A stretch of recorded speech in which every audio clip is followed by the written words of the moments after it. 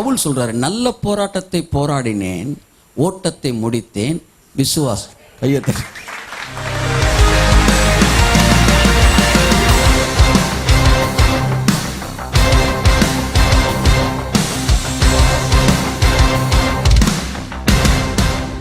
விசுவாசம் எப்போ ஆப்ரேட் ஆகும்? விசுவாசம்ன்ற ஒரு பேஸ்.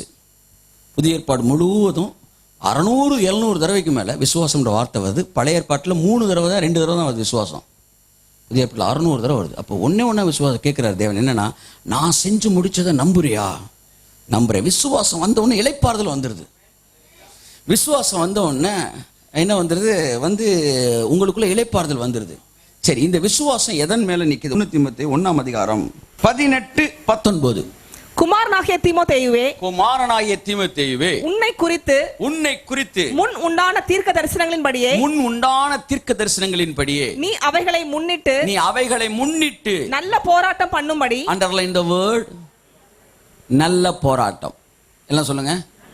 புதிய ஏற்பாட்டில் நமக்கு ஒரு போராட்டம் இருக்கு. என்ன போராட்டம் சொல்லுங்க? எல்லாம் சொல்லுங்க.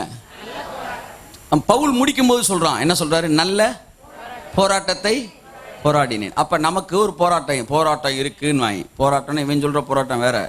நான் பைபிள் சொல்ற நல்ல போராட்டம் அல்ல இல்லையா? எல்லாம் சொல்லுங்க. கெட்ட போராட்டம் இல்ல, நல்ல போராட்டம் அல்ல இல்லையா?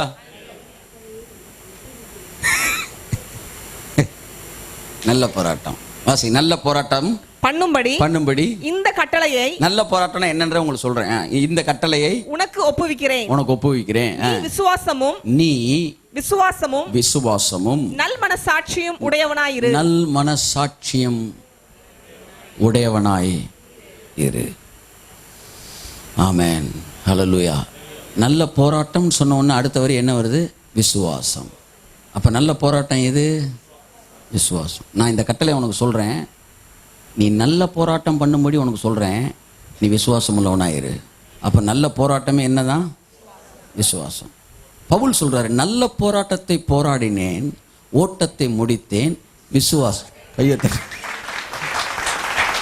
நல்ல போராட்டம் எது? முடிஞ்சிருச்சு நீங்க சொல்றீங்க, அவன் முடியலன்னு நிற்பான். முடிஞ்சிருச்சுரா அப்படி நிக்கிறீங்க, இப்ப போராடுறீங்க. ஒரு புயல் அப்படியே கிளம்பி சென்னைக்கு வருது. நம்ம சொல்றோம், இங்க பாரு, இந்த ஜனங்களுடைய எந்த பாவத்தை நீ காரணம் காட்டி அழிக்க முடியாது. ஏன்னா அவர்கள் எல்லோருக்கும் சிலுவையிலே ரத்தம் சிந்தப்பட்டிருக்கிறது. அதை விசுவாசிக்கிற நாங்களும் அதன் விசுவாசித்து நாங்கள் உனக்கு எதிராக நிற்கிறோம்.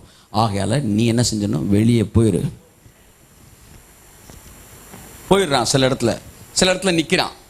நின்ன ஒன்று என்ன அது எதுவும் தப்பாப்பா சொல்லி கொடுத்துட்டான், ஒன்றும் அசைகிற மாதிரி இல்லையே அப்படின்னு ஒரு குரூப் கலண்டுறோம். இன்னொரு குரூப் இது பைபிள் சொல்லுது, பாஸ்டர் சொன்னார்லாம் நாங்கள் வரல. என்ன சொல்லுது? பைபிள் சொல்லுது, அவர் ஒன்ன சிலுவையிலே வெற்றி சிறந்தார். எடுவோம் கையே இயேசுவின் நாமத்தினால. திரும்ப நிற்கிறீங்க. முடிந்த ஒன்றுக்காய் நிற்பதுக்கு பேர் தான் நல்ல போராட்டம். ஹல்லேலூயா. இப்ப சொல்றேன், சாதாரண போராட்டம், நல்ல போராட்டம், ரெண்டு வித்தியாசம். ஒன்றை முடிப்பதற்காக நீங்கள் நின்றால் அது போராட்டம். ஏற்கனவே முடிந்ததற்காக நின்றால் கையை தட்டுங்க, அவ்வளவுதான், சிம்பிள். முடிப்பதற்காக நின்றால் போராட்டம், முடிந்ததற்காக நின்றால் எங்களுக்கு வேலை கொடுன்றாங்க. இவங்க வேலை வேணுன்றக்காக போராடுறாங்க. அல்ல லீவு கொடுன்னு போராடுறாங்க. இவங்க போராடின பிறகு லீவு கிடைக்குது. இது போராட்டம்.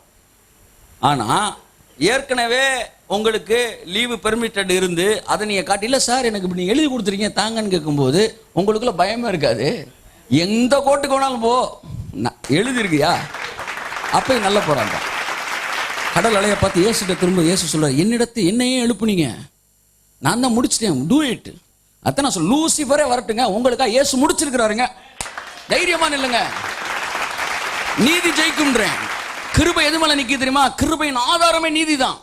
நீதி சிலுவையிலே சிறப்பாய் நிறைவேறி இருக்கிறபடினால் தைரியமே சொல்லுங்கள், என் பாவங்களுக்கு தக்க பரிகாரத்தை இயேசு வாங்கினபடினால் என் இருதயம் சரியாய் செயல்படுவதாக, என் எலும்புகள் சரியாய் புஷ்டியாவதாக, என்னுடைய நரம்புகள் சரியாய் செயல்படுவதாக, என் ரத்த ஓட்டங்கள் புதுப்பிக்கப்படுவதாக, என் தோல் முதலானவைகள் ஆசீர்வதிக்கப்படுவதாக. சோ நன்றாக புரிந்து கொள்ளுங்கள், இதுக்கு பிறகு நல்ல போராட்டம்.